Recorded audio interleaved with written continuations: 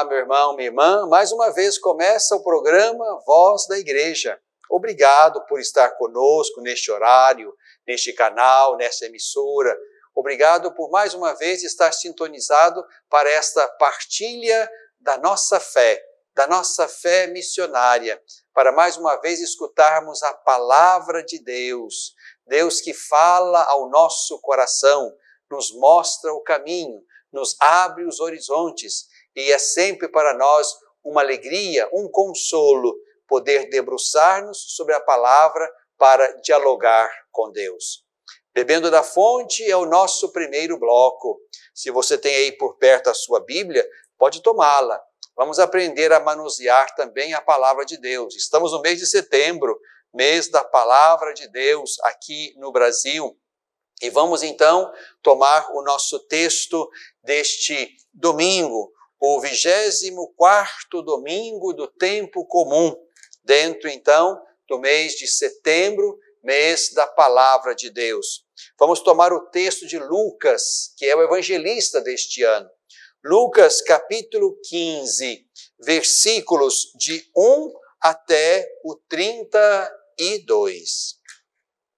Naquele tempo, todos os publicanos e pecadores aproximavam-se de Jesus para ouvi-lo.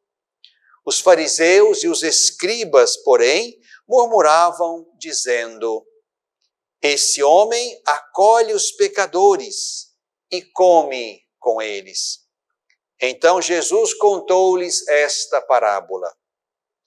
Quem de vós, tendo 100 ovelhas e perdendo uma, não deixa as 99 no deserto e vai em busca daquela que se perdeu até encontrá-la? E quando a encontra, alegre, põe-na nos ombros e chegando em casa reúne os amigos e vizinhos e diz: alegrai-vos comigo, encontrei a minha ovelha que estava perdida. Eu vos digo, assim haverá no céu alegria por um só pecador que se arrepende, mais do que por 99 justos que não precisam de arrependimento. Ou qual a mulher que, tendo 10 moedas de prata e perdendo uma, não acende a lâmpada, varre a casa e busca cuidadosamente a moeda até encontrá-la? E quando a encontra, reúne as amigas e vizinhas e diz: alegrai-vos comigo, encontrei a moeda que tinha perdido. Assim eu vos digo, haverá alegria entre os anjos de Deus por um só pecador que se arrepende. E Jesus continuou. Um homem tinha 2 filhos. O filho mais novo disse ao pai: Pai, dá-me a parte da herança que me cabe. E o pai dividiu os bens entre eles. Poucos dias depois, o filho mais novo juntou o que era seu, partiu para um lugar distante e ali esbanjou numa vida desenfreada tudo o que possuía. Depois que gastara tudo, chegou uma grande fome àquela região e ele começou a passar necessidade. Então, foi pedir trabalho a um dos cidadãos do lugar, que o mandou a seu campo guardar os porcos. Ele queria matar a fome com a comida dos porcos, mas nem isso lhe davam. Então, caiu em si e disse: quantos empregados do meu pai têm pão com fartura, e eu aqui morrendo de fome? Vou partir e voltar para meu pai e dizer-lhe: Pai, pequei contra o céu e contra ti. Já não sou digno de ser chamado teu filho. Trata-me como a um dos teus empregados. Então ele se pôs a caminho e voltou para seu pai. Quando ainda estava longe, seu pai o avistou e foi tomado de compaixão. Correu-lhe ao encontro, abraçou-o e o beijou. O filho então disse-lhe: Pai, pequei contra o céu e contra ti. Já não sou digno de ser chamado teu filho. No entanto, o pai disse aos seus servos: trazei depressa a melhor túnica para vestir meu filho. Colocai-lhe um anel no dedo e sandálias nos pés. Trazei o novilho gordo e matai-o, para comermos e festejarmos. Pois este meu filho estava morto e tornou a viver. Estava perdido e foi encontrado. E começaram a festa. O filho mais velho estava no campo. Ao voltar, já perto de casa, ouviu música e dança. Então chamou um dos criados e perguntou o que estava acontecendo. Ele respondeu: teu irmão voltou e teu pai matou o novilho gordo porque o recuperou com vida e são e salvo. Ele respondeu. Ele, porém, ficou com raiva e não queria entrar. O pai então saiu e insistia com ele. Ele respondeu ao pai: eu te sirvo há tantos anos, jamais desobedeci a qualquer ordem tua e nunca me deste um cabrito para eu festejar com meus amigos. Quando, porém, chegou este seu filho, que esbanjou teus bens com as prostitutas, matas para ele o novilho gordo. Então o pai lhe disse: filho, tu estás sempre comigo, e tudo que é meu é teu.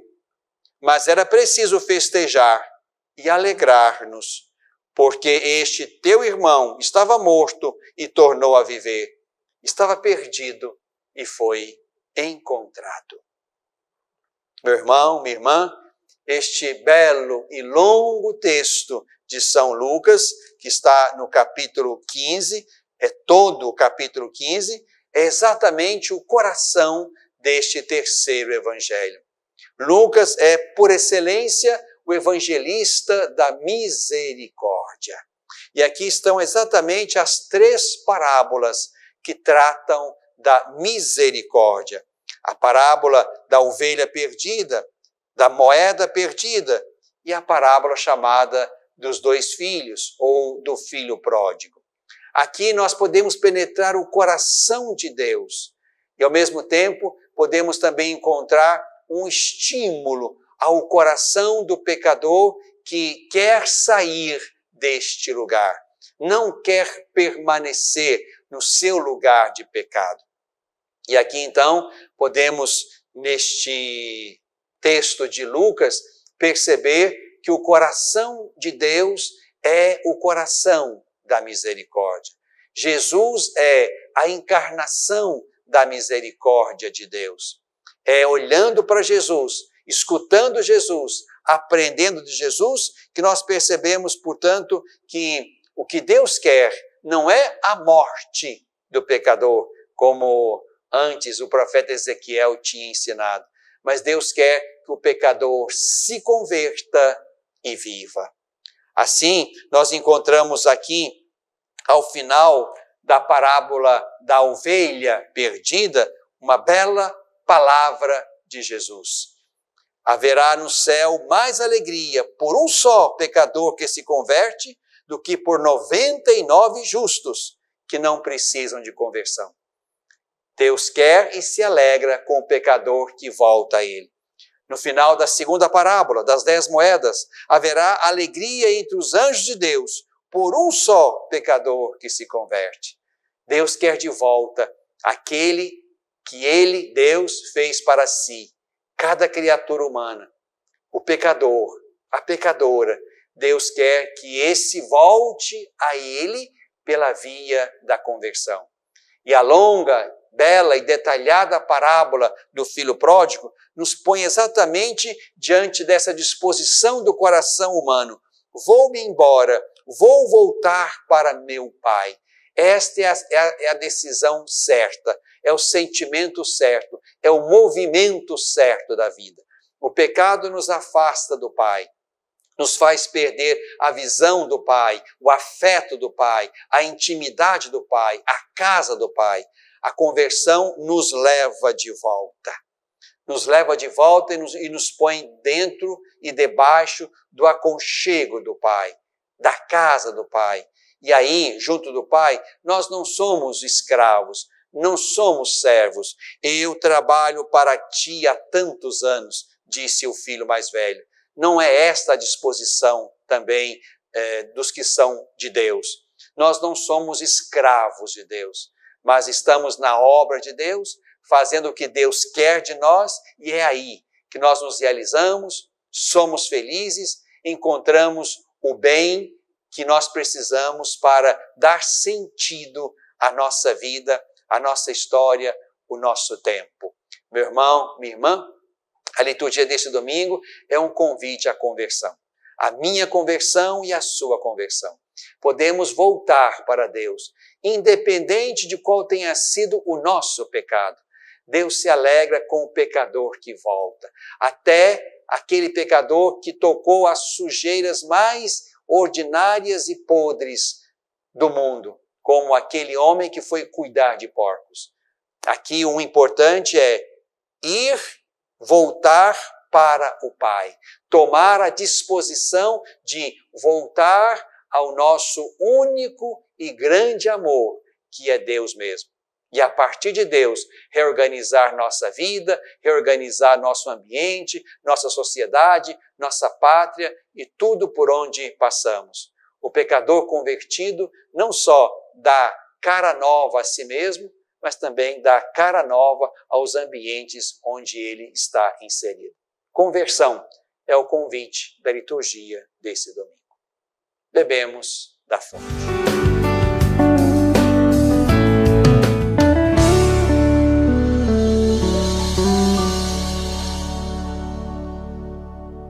Olá, meu irmão, minha irmã, estou aqui para fazer um convite muito especial a você.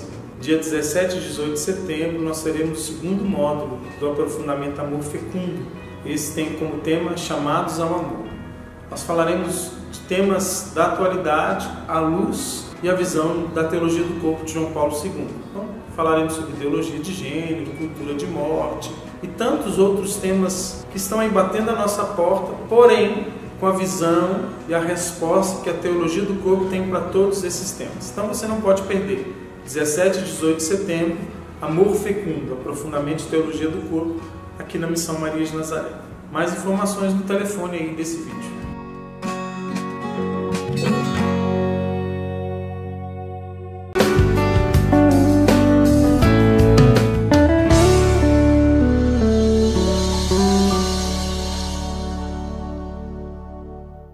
No coração deste tempo, estamos mais uma vez, meu irmão, minha irmã, no mês de setembro, mês da primavera que começamos daqui a pouco, mês da Palavra de Deus.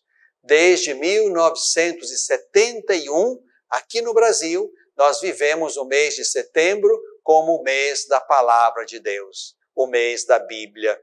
O último domingo será o dia da Bíblia. E ali também vamos viver esse dia da Bíblia como deseja o Papa Francisco. Que bom que nós mais uma vez podemos nos debruçar sobre a palavra santa de Deus. Palavra que precisa estar no cotidiano do nosso caminho, no cotidiano da nossa missão, no cotidiano da nossa fé. A nossa experiência de fé está centrada não no livro, mas na palavra. A palavra de Deus.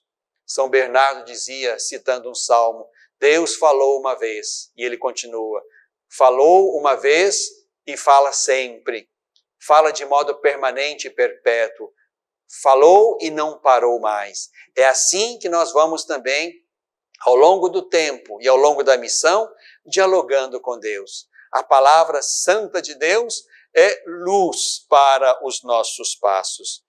E aí é bonito perceber que ao longo desses 51 anos de mês da Bíblia, muitas expressões bonitas foram aparecendo no trato e na relação com a palavra de Deus. Apareceram os círculos bíblicos, aprendemos a fazer leitura orante da palavra de Deus, fomos visitando a cada ano trechos da Sagrada Escritura, Fomos nos reunindo em pequenos grupos para a meditação da palavra. Fomos fazendo nossa oração pessoal também centrada na palavra de Deus. Quanta coisa boa foi aparecendo e se instalando no meio de nós. Hoje se fala de uma animação bíblica da vida e da pastoral, da vida pessoal e da vida coletiva da igreja, e da pastoral da igreja, onde cada pastoral, cada movimento, cada organismo, cada ação da igreja seja iluminada pela palavra santa de Deus. Por isso é importante que nos nossos grupos de comunidade, nossos grupos de igreja, nós tenhamos sempre presente a palavra de Deus. Toda reunião nossa deveria começar com um pequeno trecho, talvez um trecho da liturgia da palavra daquele dia, ou um outro trecho qualquer, escolhido segundo a circunstância ou até a temática daquela reunião, mas era preciso que nos deixássemos iluminar sempre pela palavra santa e bendita de Deus. Ela é a fonte de toda a verdade de fé. Ela é a fonte de toda a ação moral da igreja e de cada fiel.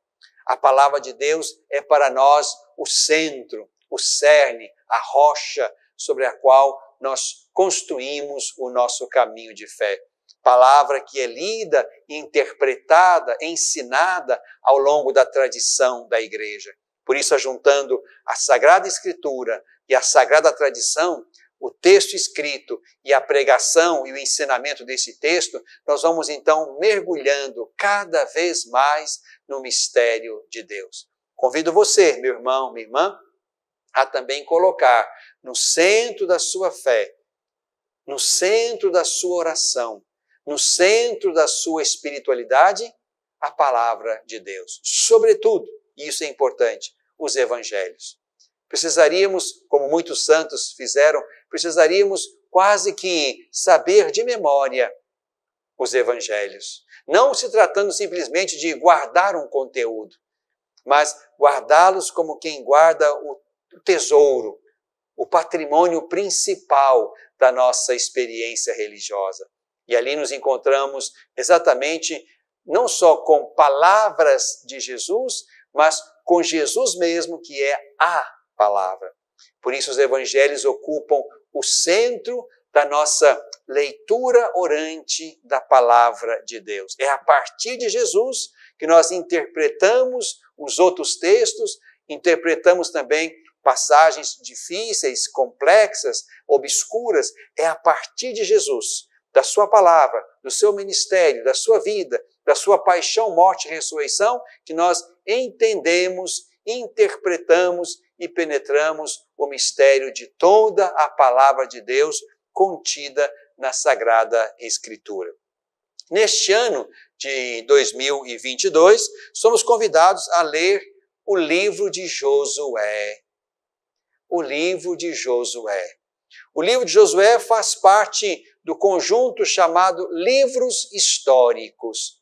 Nós temos 4 grandes blocos no Antigo Testamento. O Pentateuco, os primeiros 5 livros, depois os livros históricos, os livros sapienciais, os livros proféticos. Aqui estamos diante da grande estrutura do Antigo Testamento. E o livro de Josué abre o conjunto dos livros chamados históricos. Josué, Juízes, Ruth, 1 e 2 Samuel, 1 e 2 Crônicas, Esdras, Neemias, Tobias, Judite, Esther, 1 e 2 Macabeus. Este é o conjunto que nós chamamos de livros históricos.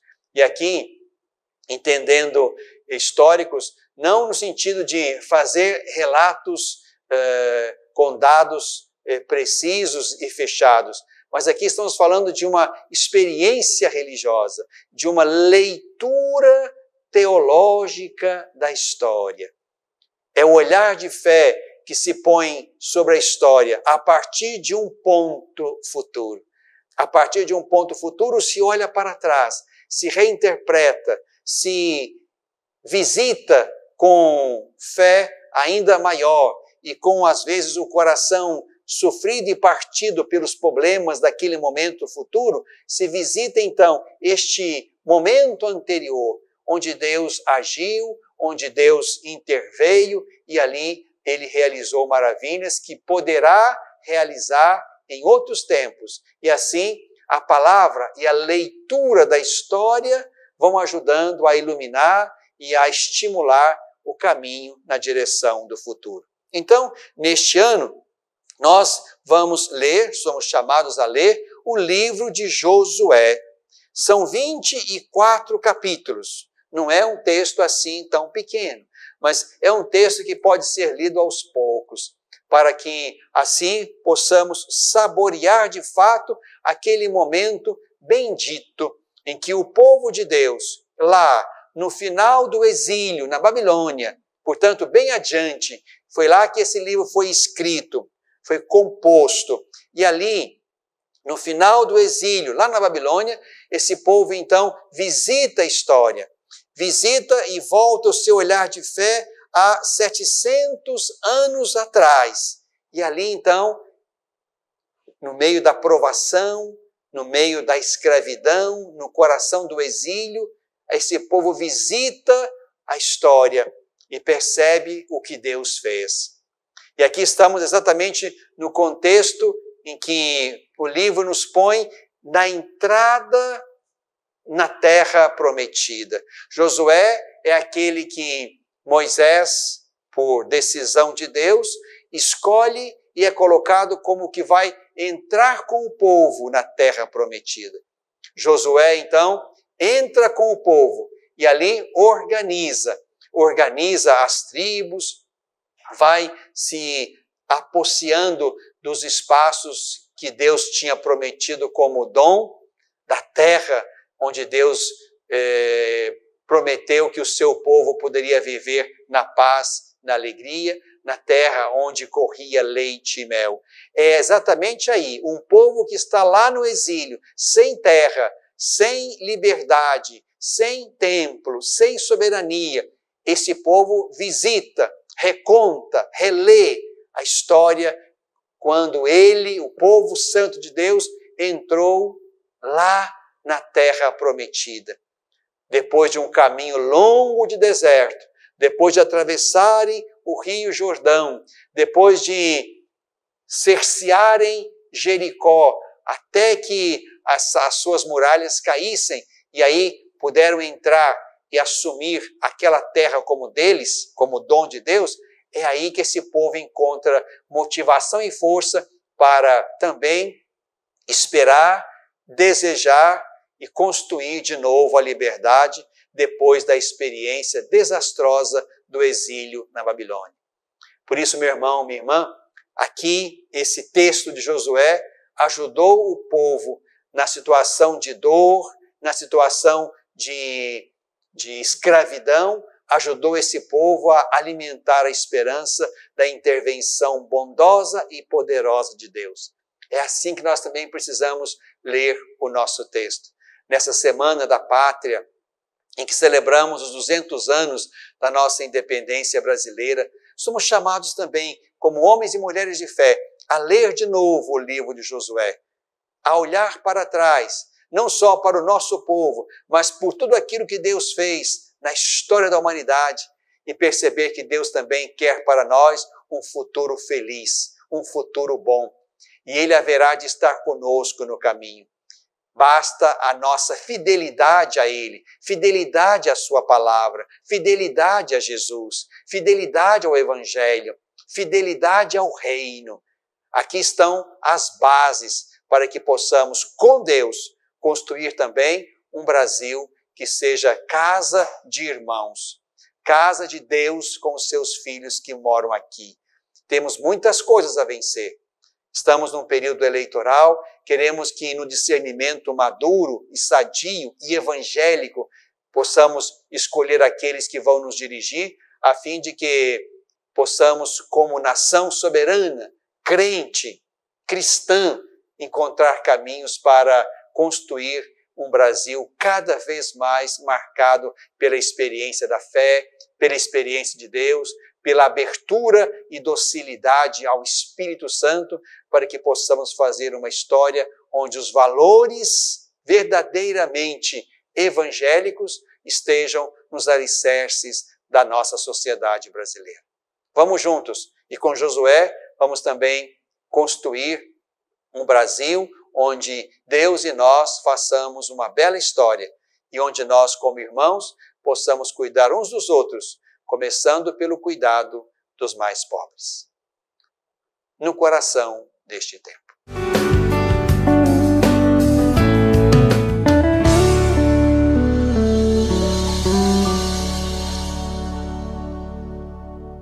Olá, meu irmão, minha irmã, quero fazer um convite especial para você. Nos dias 17 e 18 de setembro, nós teremos aqui na Comunidade Missão Maria de Nazaré o segundo módulo do aprofundamento Amor Fecundo.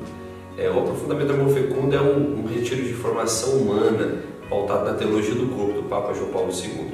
Aí você pode se perguntar, não fiz o primeiro módulo, tem algum problema? Não tem problema nenhum. Você pode participar conosco, são módulos independentes e o tema é Chamados ao Amor. É um tema voltado a tratar de assuntos do nosso tempo, da nossa realidade, que afetam a dimensão da nossa vida humana. Portanto, não fique de fora, participe, é para avançar para águas mais profundas, é alimento sólido para quem já caminha na fé. Participe conosco, Aprofundamento Amor Fecundo, dias 17 e 18 de setembro.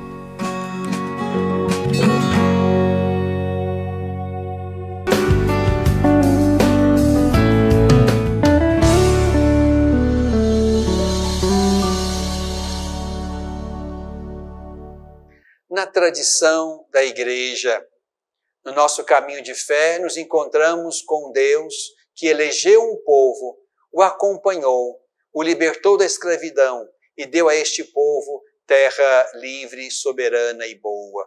É isso que nós vamos perceber no livro de Josué, que nós somos chamados a ler. Deus, portanto, instala e acompanha o seu povo na história e na terra.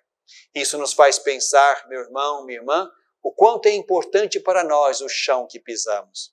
Estamos em terras brasileiras. Esta é a nossa casa, este é o nosso chão, esta é a terra que Deus nos deu. Nos deu para fazer história com Ele e história de irmãos.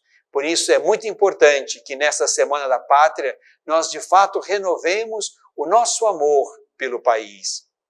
Amar o Brasil significa querer um Brasil que seja capaz de cuidar de todos.